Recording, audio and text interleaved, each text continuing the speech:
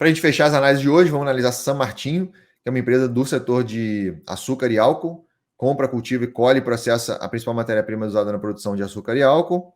E para a gente entender melhor aqui como é que ela funciona aí, né? Ó, os principais produtos. As usinas de São Martinho produzem vários tipos de açúcar bruto. Nos últimos anos, o principal produto tem sido o VHP, um tipo de açúcar padrão negociado no mercado internacional.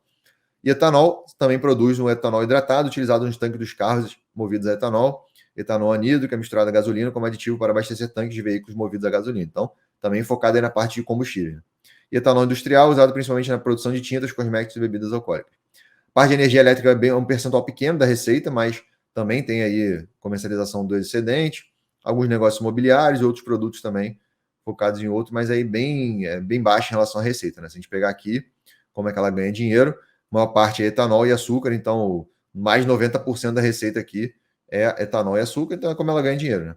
E conforme nos últimos anos as commodities têm tido um boom, a receita dela também teve, né? Então, uma empresa interessante do novo mercado, bom free float, é controlada aqui por esse cara que eu não conheço, tem uma subsidiária na bolsa aqui, CTC, empresa mais ou menos de 16 bi de market cap, administração, cadê? Não, remuneração dos administradores meio alta, assim, historicamente falando, em relação ao lucro, mas agora que o lucro está aumentando, normalizou um pouco, mas teve não recorrente nesse trimestre, depois eu vou falar mais aqui.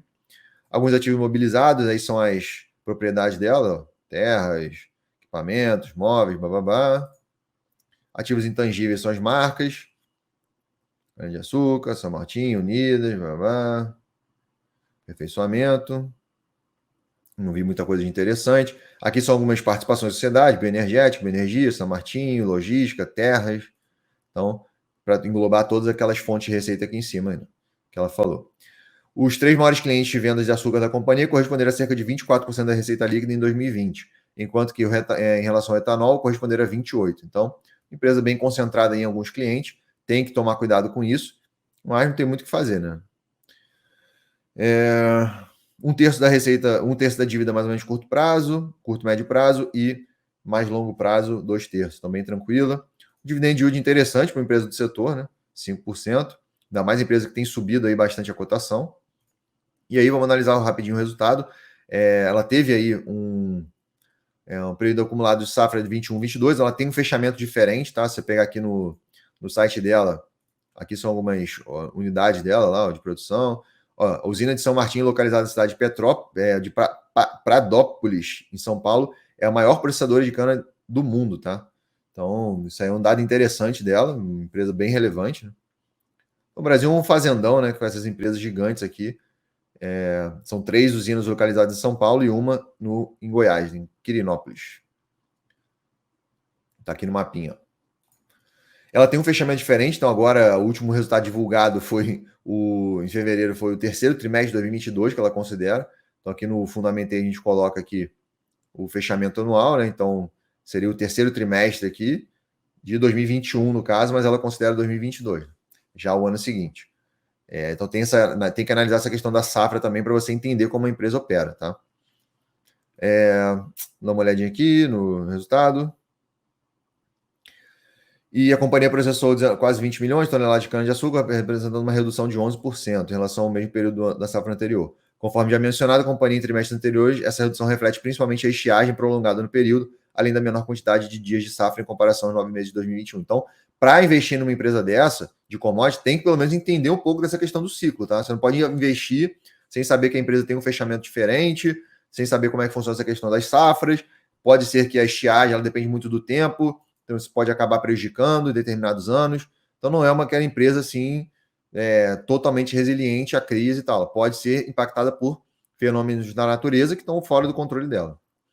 Terceiro trimestre, a receita líquida totalizou 1,5 bilhão, 26% superior ao resultado da safra anterior, favorecida principalmente pelo preço médio de comercialização do etanol, subiu quase 80%, e do açúcar 31%. No período acumulado, a receita aumentou 35%, totalizando 4,2 bilhões.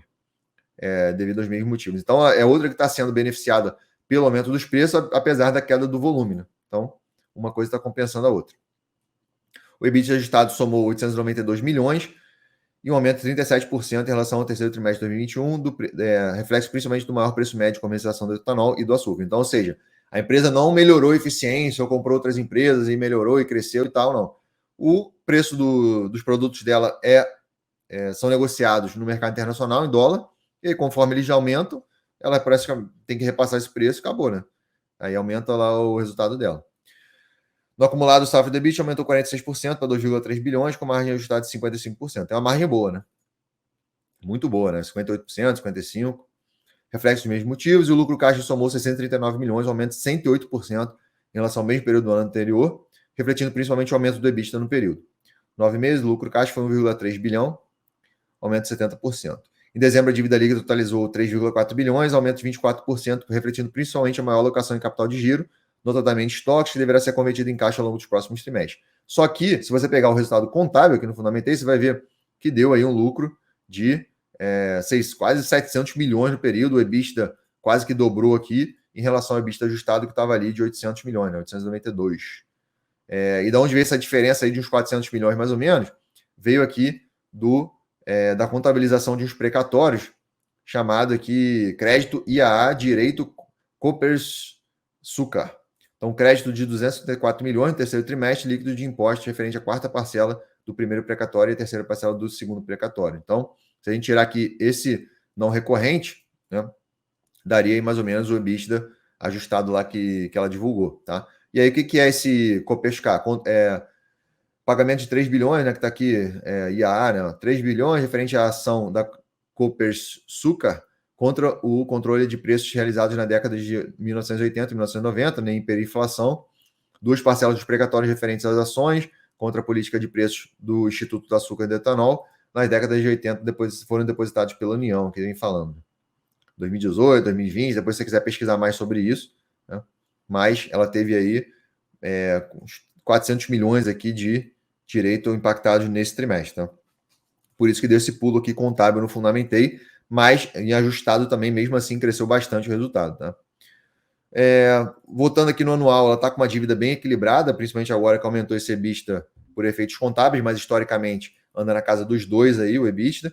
Gera caixa, distribui dividendo, então é uma empresa razoavelmente boa, que se a gente olhar ali até mais ou menos 2019, não era uma empresa muito interessante, né? Estava com mais ou menos com o mesmo lucro ali 2015, não muito diferente de 2011, quer dizer, cresceu 2011, né? Desde 2011. Agora que aumentou nos últimos anos, principalmente por causa do aumento das commodities, está com uma curva de lucros bonita. A margem bem interessante, aí 14%, 10%, 12%, agora aumentou, está quase 27%, mas tem essa distorção contábil que eu falei. A dívida está subindo, mas o EBITDA está acompanhando, né? Bem mais até. Ó, a dívida líquida está praticamente estável e o EBITDA subindo, então por isso que está caindo aqui a proporção. O FCO espetacular, né? Gerando cada vez mais caixa e agora também distribuindo cada vez mais dividendo. Então, uma empresa que está com uma geração de valor excelente no momento, apesar de estar com os não recorrentes, está distribuindo dividendo, está crescendo, está se aproveitando do aumento do preço dos produtos que ela vende. Então, como estão fora do controle dela, está só repassando os preços e gerando valor para o acionista. É basicamente isso que uma empresa de commodities vai fazer, porque não tem como ela se diferenciar muito dos concorrentes, né? Então é isso. Eu acho que no momento ela está uma empresa boa. Eu só ficaria com o pé atrás em relação a ela ser uma empresa de commodities, né? E concordo mais ou menos com a média da galera aqui, 4,5, mais ou menos seria minha nota para ela. E é uma empresa bem redondinha no momento, que para quem gosta de empresa de commodities, eu acho que vale o estudo aí, beleza?